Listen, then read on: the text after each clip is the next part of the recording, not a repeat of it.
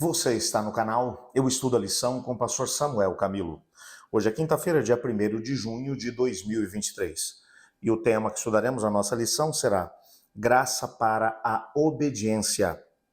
Texto que serve como base para o nosso estudo, Apocalipse capítulo 18, versos 4 e 5, que diz assim: Então ouvi outra voz do céu que disse: Saiam dela, meu povo, não participem dos seus pecados ou serão castigados com ela, pois os pecados dela se amontoaram até o céu, e Deus se lembrou dos seus atos perversos. Veja, quando olhamos aqui para a Bíblia, entendemos que esse é um tema de grande relevância. Mas antes de podermos entrar propriamente aqui no texto bíblico, eu quero gastar um tempo orando junto com você, pedindo que o Espírito de Deus esteja conosco, nos ajude a podermos entender aquilo que vamos estudar e, ao mesmo tempo, colocando diante do Senhor cada pedido que está aí no teu coração ou que acabou sendo mencionado aqui no nosso guia de estudos ou no nosso canal, na nossa comunidade de oração. Vamos orar? Obrigado, Senhor, por tua palavra. Obrigado porque nela entendemos, Senhor, que estamos vivendo um tempo sobremodo solene, os dias que antecedem o retorno de Jesus, e que as forças da rebelião estão trabalhando para tentar enredar o maior número possível de pessoas.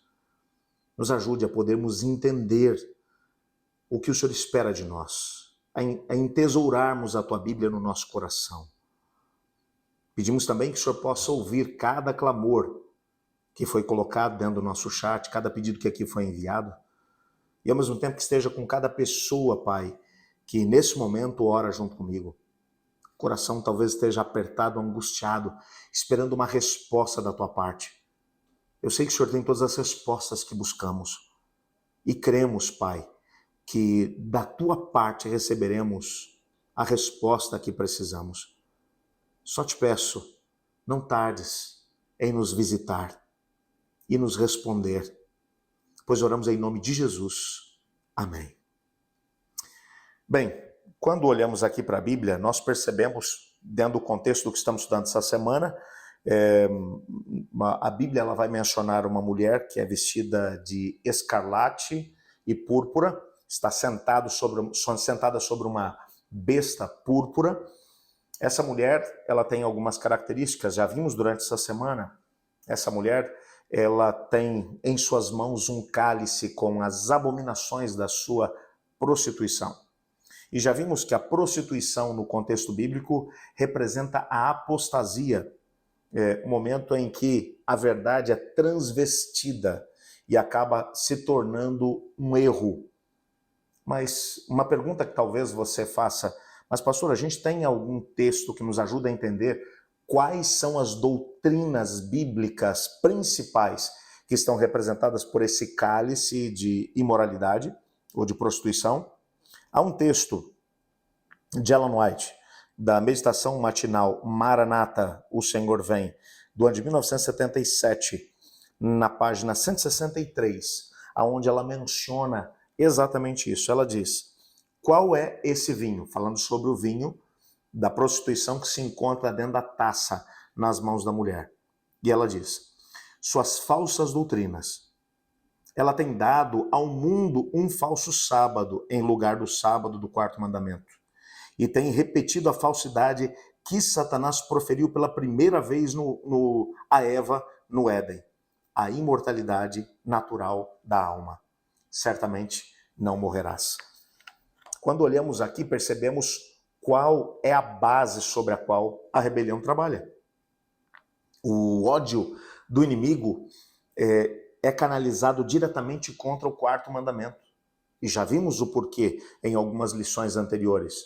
É exatamente o quarto mandamento que lembra que Deus é o Criador e que como Criador ele deve ser adorado. E não apenas o lembra como Criador, mas como vimos também, lá em Deuteronômio no capítulo 5, na repetição da lei, Moisés vai mencionar uma segunda razão pela qual o quarto mandamento deve ser guardado. Porque um dia você foi escravo no Egito e como escravo você não podia escolher obedecer a minha palavra, seguir ou guardar o mandamento do sábado. Então lembra-te do dia de sábado para o santificar. É interessante que o ódio do inimigo é contra esse mandamento. Um mandamento que exalta Deus como Criador. Não é à toa que na primeira mensagem enviada pelo anjo, temam a Deus e deem-lhe glória, porque chegou a hora do seu juízo. E adorem aquele que fez o céu, a terra, o mar e as fontes das águas. O quarto mandamento, o sábado, ele está embutido exatamente na primeira mensagem angélica. E é claro que ele está embutido aqui por uma razão, porque exatamente nessa fase da história do mundo, o inimigo, através da Babilônia, estaria dando do cálice da sua prostituição para todas as pessoas da terra beberem.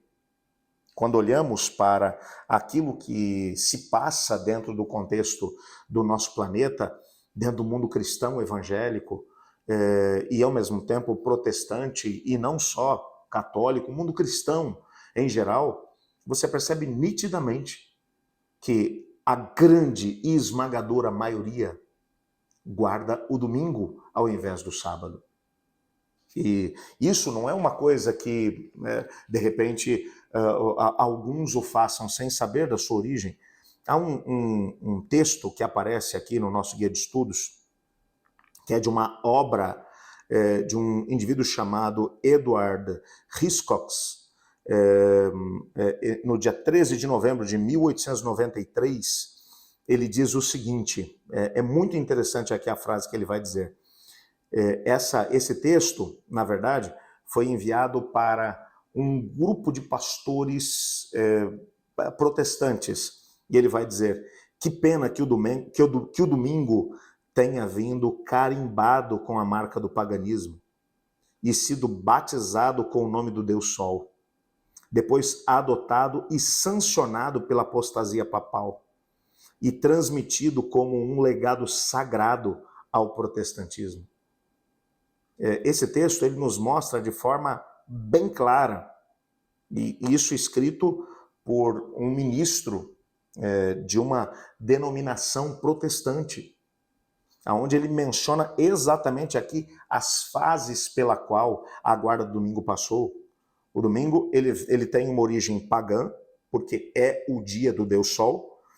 Ele foi adotado pela apostasia papal, ou seja, foi por causa de Constantino que estabeleceu o domingo como dia de guarda e sancionado pelos bispos da Igreja de Roma, na época, que foram fazendo encíclicas e ao mesmo tempo bulas papais e foram tornando cada vez mais o domingo o dia de guarda, até chegar o momento em que a guarda do sábado do quarto mandamento foi proibida pela própria igreja, e aqueles que se mantiveram guardando o sábado acabaram sendo completamente expurgados da igreja, perseguidos e até mortos.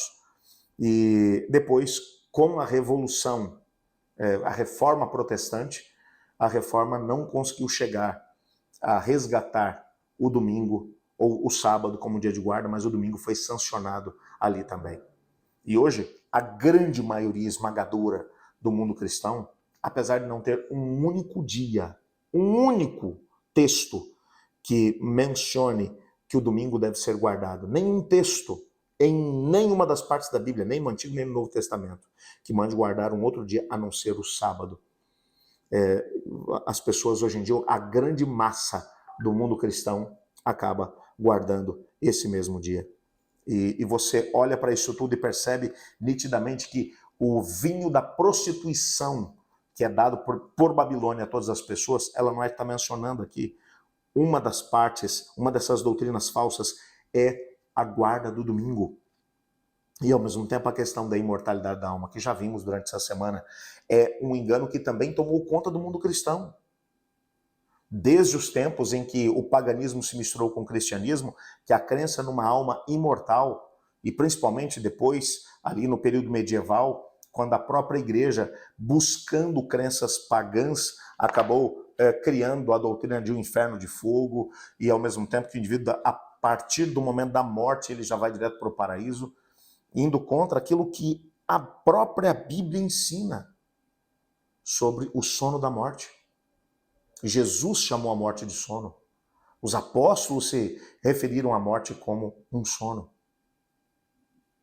Essas duas crenças, principalmente, são o cerne daquilo que é o engano dos últimos dias. Boa parte do mundo cristão será enganada pela Babilônia.